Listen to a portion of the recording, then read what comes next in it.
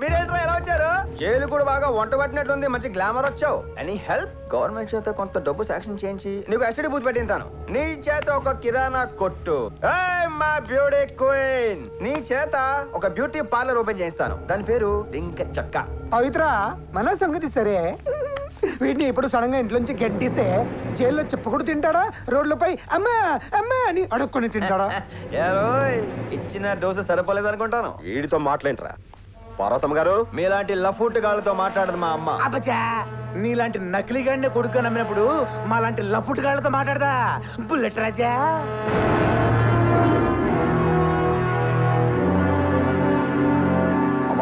బయటకి వచ్చావు, నువ్వు లోపలికి వెళ్ళు. నువ్వు లోపలికి కంగారు పడుతుంది.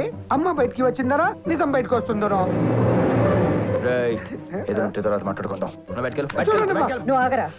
అమ్మా వీడు ఏం జరిగింది? అన్యాయం జరిగిపోయిందమ్మా. ఇన్నాళ్ళు మిమ్మల్ని కొడుకుగా నమ్మించింది, మినిస్టర్ అని జనాల్ని నమ్మించి మోసం చేసింది మన రవీంద్ర కాదు బిడ్డ. అదే పోలికలతో ఉన్నా ఇదిగో ఈ బుల్లెట్ రాజా. వీడు చెన్నైలో డబ్బు కోసం చిల్లర పనులు చేస్తూ బతికేవాడు. అదే డబ్బు కోసం దేవుడు లాంటి మన రవీంద్రని చంపిన దుర్మార్గుడు మా వీడు.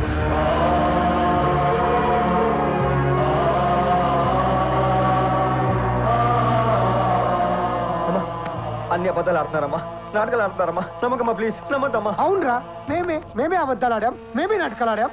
సాక్ష్యం ఉందా? ఆధారం ఉందా? కానీ నువ్వు రవీందర్ కాదనడానికి మా దగ్గర 100 సాక్ష్యాలున్నాయి.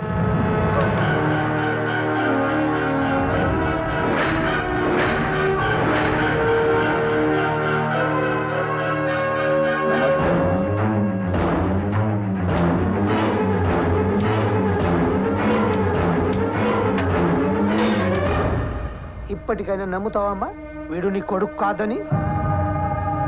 వీడిని ఇలాగే వదిలేస్తే ఈ స్టేట్ కూడా తాకట్టు పెట్టేస్తాను. అమ్మా, పదవి కోసం మీ కొడుకుని చంపాడు, రేపు ఆస్తి కోసం దేవత లాంటి మిమ్మల్ని చంపండి గ్యారెంటీ ఏంటమ్మా? ఏం మాట్లాడుతున్నావు? వదలరా. అది కాదమ్మా. వదులు.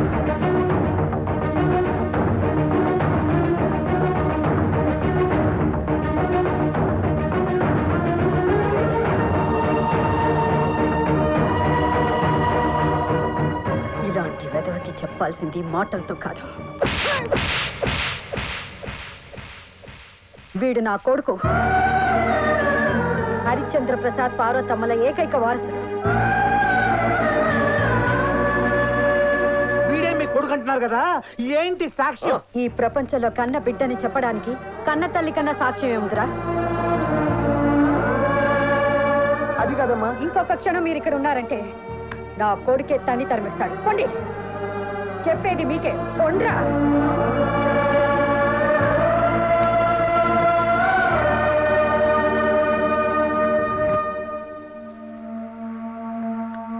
ఒరే, నువ్వు ప్రేమించిన అమ్మాయి నాకు నచ్చిందిరా. మరి ముహూర్తం ఎప్పుడు పెట్టించుకుంటావు? ఏమైందిరా? నేను నీకు నిజం చెప్పాలమ్మా. ఏమిటది? నువ్వు అనుకుంటున్నట్టు నేను నీ కొడుకుని కాదమ్మా. నాకు తెలుసురా. నువ్వు నన్ను వెతుక్కుంటూ ఆశ్రమానికి వచ్చిన రోజే నాకు తెలుసు. నా కొడుకు జనాన్ని కష్టపడతాడే కానీ కన్నీళ్ళు తొడవడు. అసలు ఏం జరిగిందంటే,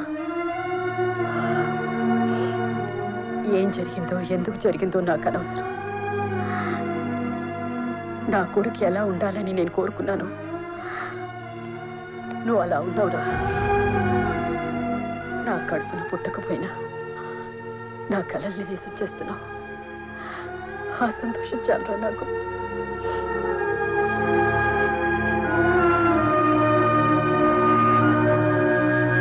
రాజుగారు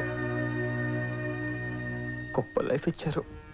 ప్రభు, చూసితిరా, నేను చేసిన తప్పిదం వల్ల ఎంత మేలు జరిగినదో. తల్లి ఆశయం తీర్చే కొడుకు దొరికాడు, ప్రజల కష్టాలు తీర్చే నాయకుడు దొరికాడు. ప్రభు, మీ ముఖంలో ఏమిటా విచారం? చిత్రగుప్త, జరిగినది చూసి నీవు ఆనందించుచున్నావు, జరగబోయేది తెలిసి నేను బాధపడుచున్నాను.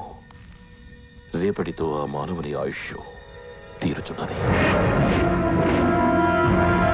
ఆడు రవీంద్ర గాడి అని జనమే కాదు, ఆడి తల్లి కూడా నమ్మేసింది. ఇంకా మనం ఏం పీకలేము. రేపు రవీందర్ పాల్గొనబోయే జనక్రాంతి పార్టీ మీటింగ్ ఇదే. 8 గంటలకి జనాలు రావడం మొదలు పెడతారు. 9 o'clockకి వాడు అక్కడికి వస్తాడు. 9:20కి వాడు స్పీచ్ మొదలు పెడతాడు. కరెక్ట్ గా 9:25కి స్టేజ్ కింద మనం పెట్టిన బాంబ్ బ్లాస్ట్ అవుతుంది. ఒక బాంబుకి వేల పెట్టలు, సీఎం, ఎమ్మెల్యేలు, జనాలు. ఒక్కడి కోసం అంతమంది జనాలను చంపడం తప్పురా. ఇంతకు ముందు మనం జనాలను మోసం చేశాం కానీ వాళ్ళని చంపలేదు. వద్దురా, నా మాట వినండిరా. డూప్లికేట్. నువ్వు నిజమైన దేవుడివా? నిధులు చెప్తున్నావు. తప్పుకో. ఏ ఫిష్, స్వామీజీ సడన్ గా నేతాజీ అయిపోయాడు. తీసుకెళ్లి ముక్తిని ప్రసాదించండి. కీర్తిశేషులు మన హరిశ్చంద్ర ప్రసాద్ గారు స్థాపించిన మన జనక్రాంతి పార్టీ 20 సంవత్సరాలు పూర్తి చేసుకున్న సందర్భంగా విచ్చేసిన ప్రజలకి, పార్టీ కార్యకర్తలకి, విలేకరులకి స్వాగతం, సుస్వాగతం. గౌరవనీయ ముఖ్యమంత్రి గారిని మాట్లాడవలసిందిగా కోరుతున్నాను. ఈ 25 మన పార్టీ సాధించిన ప్రగతి కంటే ఈ 6 నెలల్లో మన రవీంద్ర సాధించిన దాని గురించి ఇప్పుడు మాట్లాడుకుందాం. కష్టం ఉన్నవాడి కళ్ళు తుడిచాడు, ఆపదలో ఉన్నవాడికి చేయూతనందించాడు.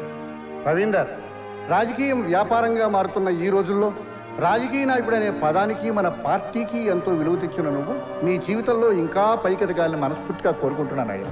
పైకి ఎదగడం కాదు, 10 నిమిషాల్లో డైరెక్ట్ గా పైకే పోతాడు. ఇప్పుడు మన హోమ్ మినిస్టర్ గారిని మాట్లాడాల్సిందిగా కోరుతున్నాను.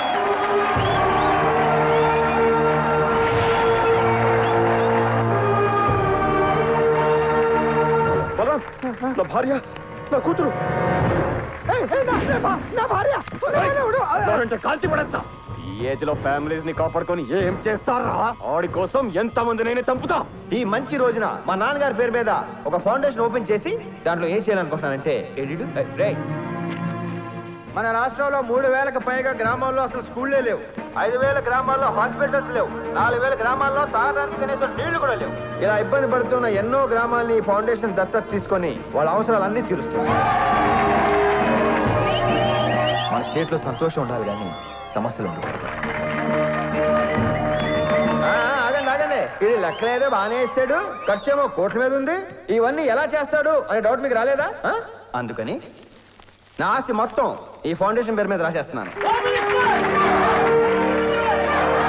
అంతేకాదు, నా ప్రాణ స్నేహితులు శాంతారాం, బలరాం, పవిత్రానంద వాళ్ళు కూడా వాళ్ళ ఆస్తిని ఈ ఫౌండేషన్ పేరున రాసి ఇచ్చేశారు.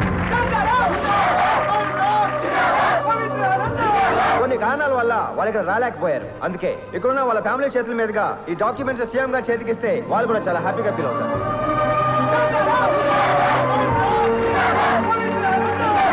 దుర్మార్గులమైన మనల్ని దేవుళ్ళని చేశాడు. వీళ్ళంటి వాడు చనిపోతే కోట్ల మంది ఆశలు చనిపోతాయి.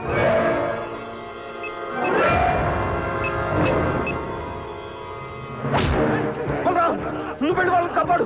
వీడి సంగతి నేను చూసుకుంటాను. వెళ్ళు.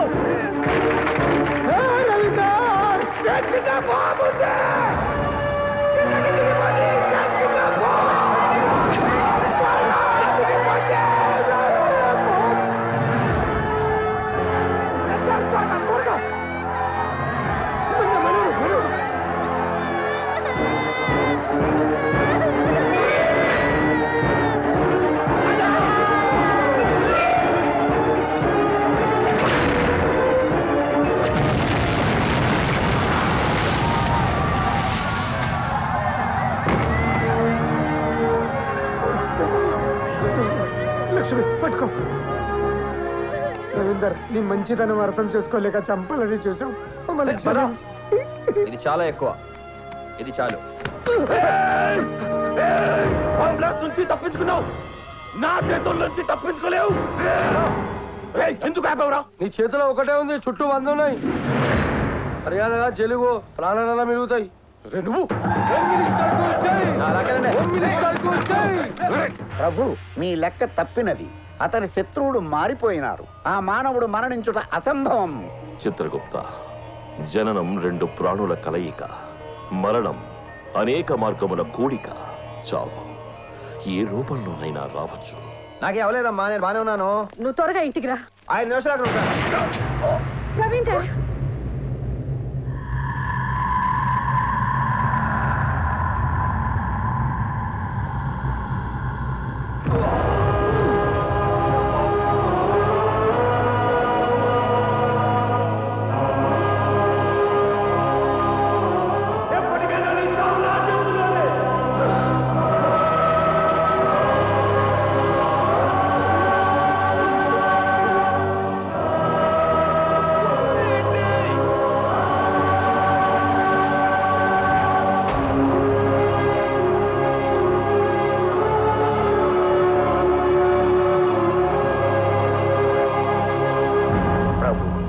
చావు బ్రతుకుల్లో ఉన్న ఆ మానవుని బ్రతికించు మార్గం లేదా?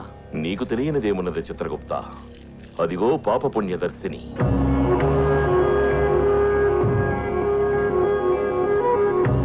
అతను చేసిన మంచి చెడులే అతని చావు బ్రతుకుల్ని నిర్దేశిస్తాయి.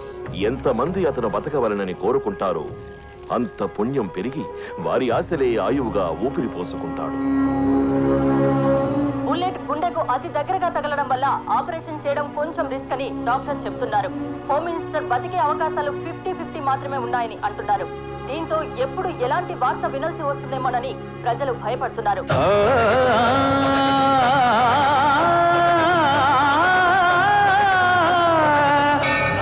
ధర్మం నిజంగా ఉందని అంటే, దైవం నిజంగా ఉందని అంటే, న్యాయం అభేద్యమై ఉందంటే పోది ప్రాణం.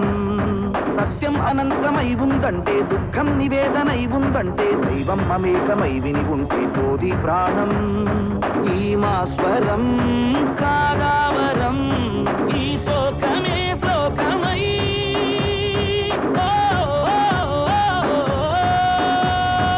ఈ జనం ప్రార్థనం నీకే భగవాన్. ప్రాణరూపం ఇతడే, మా పేద దీపం ఇతడే. రుధిర్జపం రుధిర్తపం నిజం, రుధిర్గతం రుధిర్నేత్ర సాక్ష్యం. మా ప్రాణనేస్తం ఇతడే, మా పేగుబంధం ఇతడే. అహర్నిశం అహర్నిశం నిజం, అహర్నిశం యజుర్వేద సాక్ష్యం.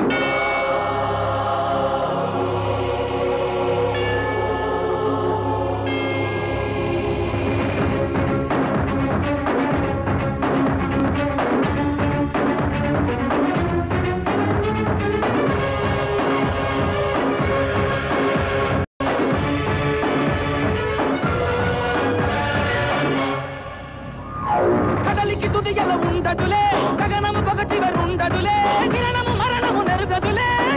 దిగొచ్చి అడిగిన ఏంటి తన తుది శ్వాసను నిలుపుటకే, హణముగ తలలను బసగుటకే.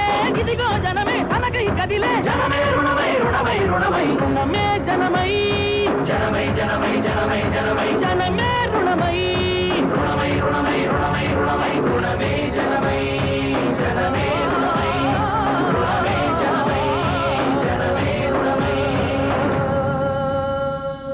ప్రభు, పాపపుణ్యములు రెండు సమానమైనవి. ఒక్క ప్రాణి, ఒకే ఒక్క ప్రాణి అతను బ్రతకవలనని కోరుకున్నచో ఆ మానవుడు మృత్యుంజయుడవుతాడు. ప్రభు, చిత్రగుప్త, ఆ మానవునికున్న ఆఖరి అవకాశము చేజారిపోయినది. శ్వాసము వదలటయే నా కర్తవ్యము. ఇక అతని మరణం అనివార్యం. మీ భార్య గారికి నిప్పులు స్టార్ట్ అయ్యి sir.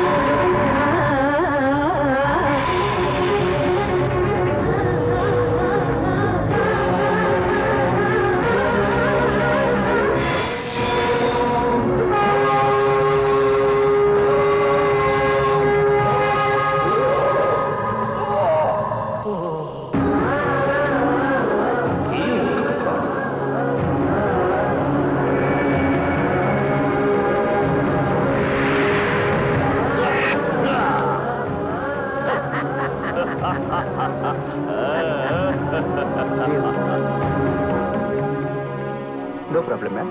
He's out of danger.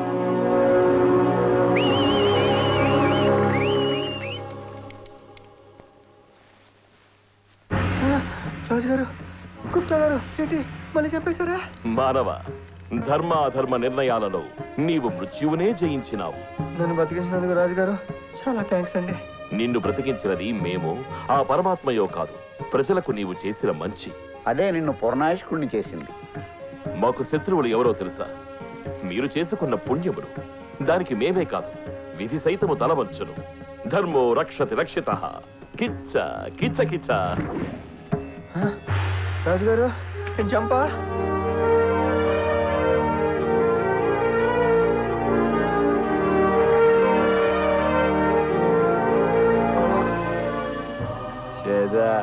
నీ ఫేస్ లో చాక్లేదేంటి?